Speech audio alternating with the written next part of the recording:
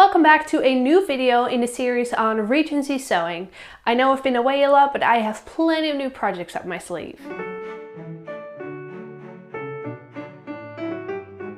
Now, this video will be all about Regency Pelisses.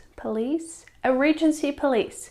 Now, a Regency Pelisse used to be some kind of half overgarment, so you could add an extra layer to your clothes, but later on they evolved into fully fledged coats. They were lined, they were trimmed with fur, they had different colors, different decorations. You could go as wild or as basic as you wanted to go. Now, I'm going to need one of these coats because I'm going to a Regency festival soon again, and it is promising to be cold. And I do not like to be cold. So let's at least be fashionable while trying to stay warm.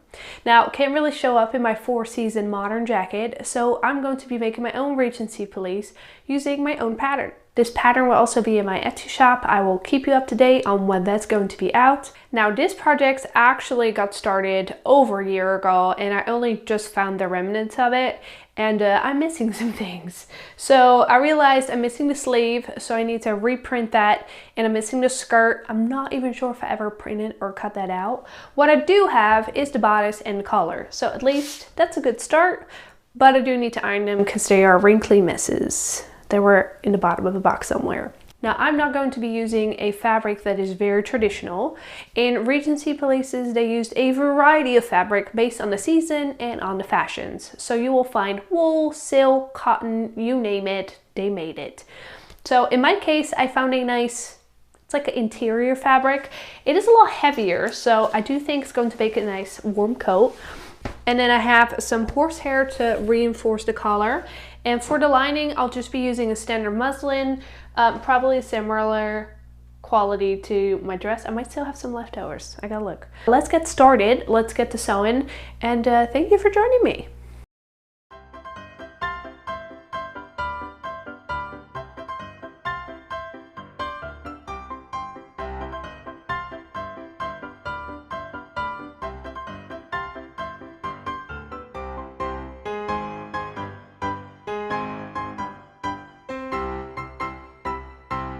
Okay, here's a small update on how I'm doing.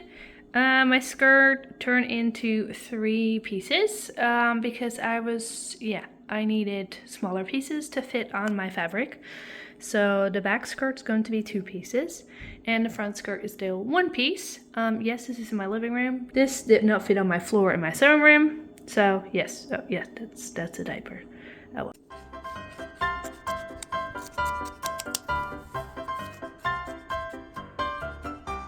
Now that you've cut everything out in your lining fabrics and your fashion fabrics and your interlining, we are ready to start sewing. So yes, let's get to how we're going to do that. I've done some research on construction methods in Regency times. I actually have this great book that I can't find anywhere.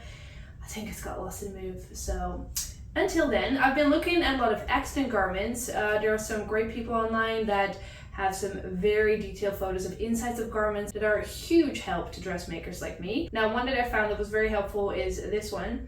As you can see, it shows that there's a different lining used, and that way you can make your garment a little bit cheaper because you can use your very pretty lining for the bodice and then use a cheaper lining for the bottom or just the back. I've seen those too. Now, they are using something called a bag lining. It means that you're sewing your outer layers and your inner layers separately and then joining them together either at the neckline, at the sleeves, or at the waist. Now, the great thing about this is that it's going to hide a lot of your seams. Now, the one seam that is often exposed is the seam from the sleeve. And the great thing about this is it makes it a lot easier to adjust your sleeve later on, or when you're trying to rework the garment, put a new sleeve in, you don't have to try to get through the whole insides just to get to the sleeve.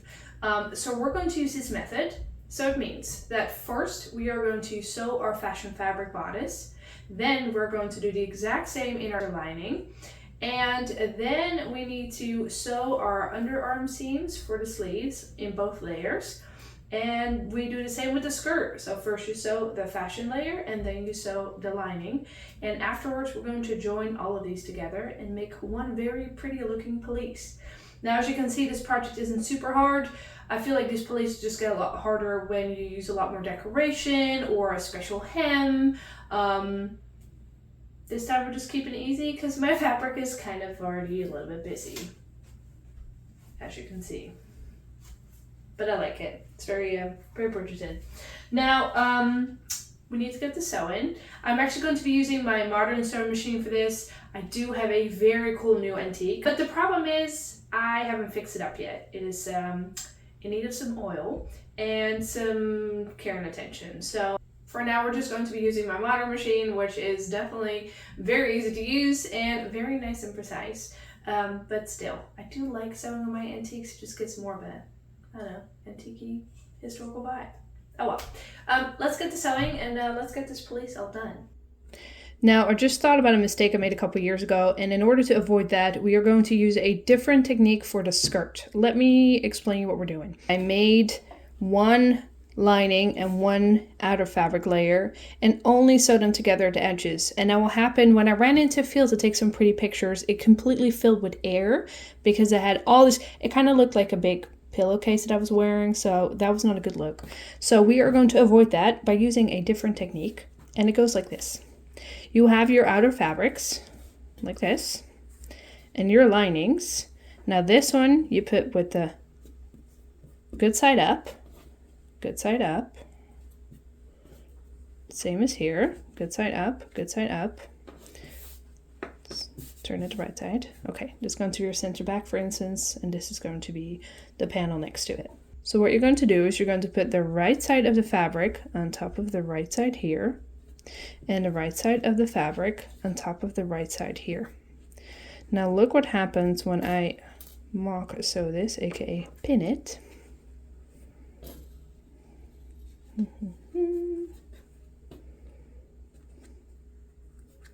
So, and then you fold this one out, flip it, fold this one out, and look, our seams are perfectly hidden on the inside. And our dress can turn into a ginormous pillowcase. So this is going to be the technique that we're going to use for the entire skirt.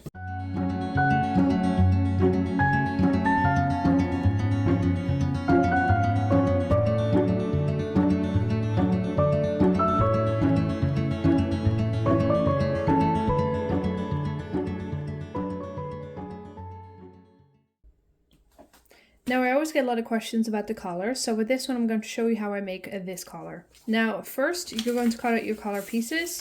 You have an upper and under collar piece. The upper collar piece that was going to be bigger than your under collar. You don't have to use the system. You can just use one of the two, have them both the same size. The reason I'm doing it this way is when your upper collar is bigger, it is going to drape over the under collar and your seams are going to be more invisible and it's going to drape nicer around your neck. So do with that what you will. Now here is the under collar. It is in two pieces. You just sew the seam, iron it open, and voila, that's one. And then the top I did from one piece.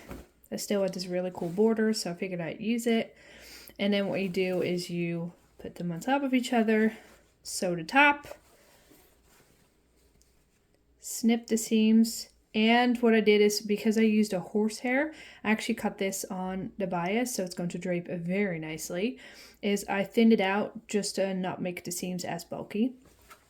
You turn around and iron it. Pressing is very important. And as you can see, because this is on the bias, this is already doing a better job at draping. What you do is you always start with the undercollar. You're going to pin that to the bodice first, as you can see here. So bodice, collar, you sew it on there. And this collar stops a little bit before the end because we have a little overlap for buttons. So what you do is you snip it where it stops, and then you fold these pieces in and you hand stitch these in place. If you are thinking ahead, like I didn't do this time, you can, when you're sewing the front, just sew a corner before flipping it inside out.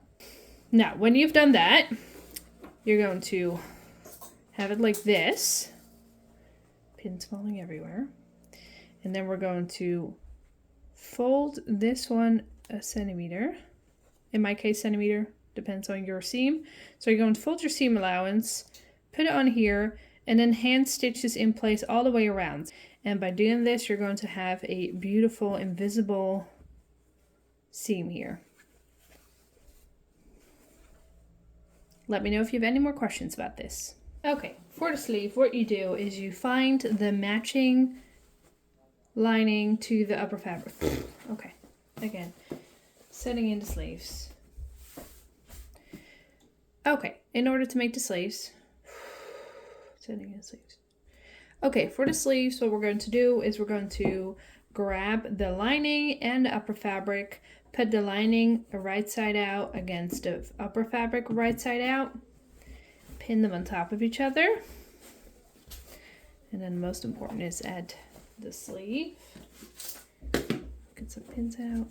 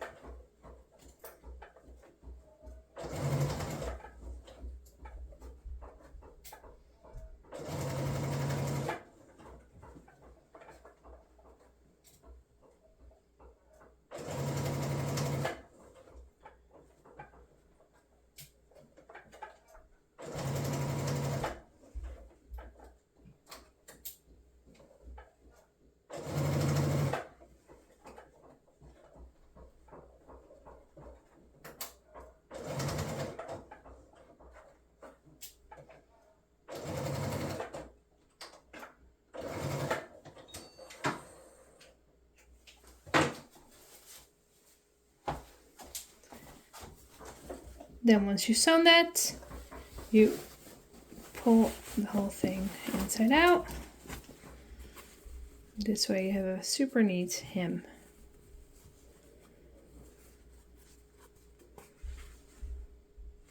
Ta-da!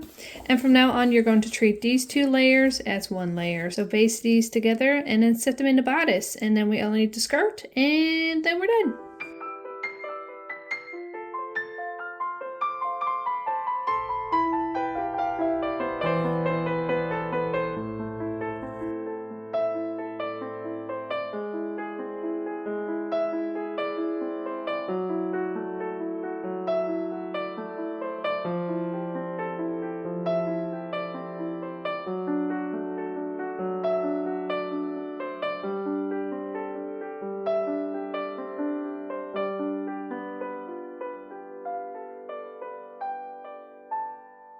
As you can see, my coat is all finished. I am very happy with how she turned out. As you can see, she is a little bit big for me, so I had to make some slight adjustments. As you can see, the back is still too low. And then the front, I just had to make my overlap bigger. So I just made a small loop and button closure and then a bigger overlap than normal so I don't swim in it as much. The sleeves are too long, so I just made a cute cuff with it. Kind of goes with the color theme, so I don't mind it as much. Please, please, please, please, don't be like me. When I do finish this pattern, which is going to be very soon, it's going to be in my Etsy shop, and if you do make it, please do make a mock-up.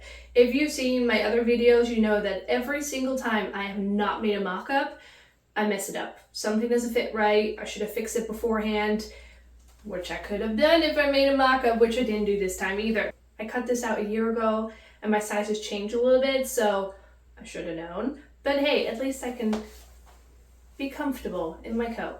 It's okay. But yes, please do make mock-ups when you are cutting into fabric that you really like, so you're not messing it up and having to fix it afterwards. Also, I'm very happy with these sleeves. So these are definitely here to stay. And I'm looking forward to being able to dress up again for a festival. It's been so long, like seriously, it's been years. So it's actually going to be nice to be able to wear this outside. And you can't tell this right now probably, but I am melting in this coat. It is so hot inside. So I do not have to worry about this keeping me warm outside in February here.